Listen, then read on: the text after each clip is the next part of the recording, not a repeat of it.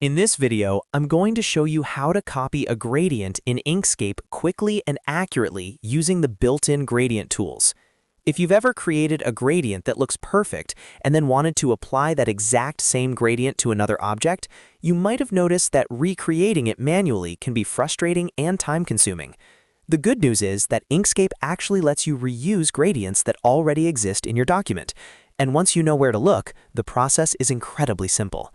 This is especially useful when you're designing icons, logos, UI elements, or illustrations, where consistent colors and gradients make everything look more professional. I'll walk you through the exact steps so you can copy gradients between objects in just a few seconds. And if this video helps you out, make sure to hit the like button and subscribe to the channel for more simple Inkscape tutorials just like this. Now, let's jump right into it. First, make sure you already have an object in your document that contains the gradient you want to reuse.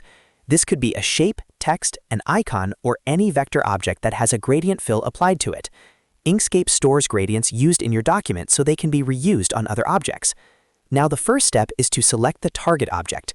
This is the object that currently does not have the gradient, but the one you want to apply the gradient to.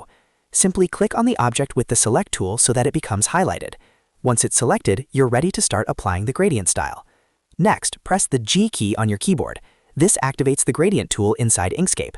You can also access gradient settings through the Fill and Stroke panel if you prefer using the interface instead of keyboard shortcuts. To do that, go to the top menu, click Object, and then choose Fill and Stroke. This panel contains all the color and gradient controls for your selected object. When the panel opens, you'll see multiple tabs, but the one we need right now is the Fill tab, because gradients are applied to the fill of an object.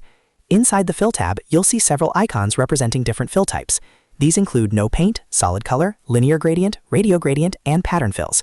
For copying a gradient from another object, click the linear gradient icon. As soon as you do this, Inkscape will enable gradient options for the selected object.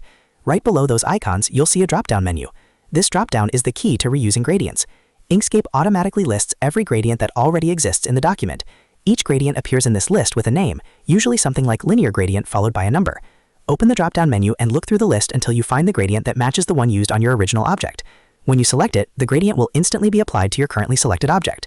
This means you've successfully copied the gradient without having to recreate the colors, stops, or positions manually. If you want to adjust how the gradient appears on the object, you can keep the gradient tool active and drag the gradient handles directly on the object.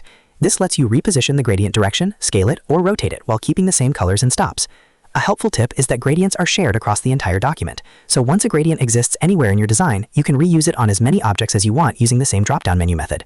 This is extremely useful when you're building designs that need consistent lighting, shading, or color transitions across multiple elements. It keeps your artwork organized and saves a lot of time compared to recreating gradients manually every time. And that's how to copy a gradient in Inkscape using the gradient list inside the Fill and Stroke panel.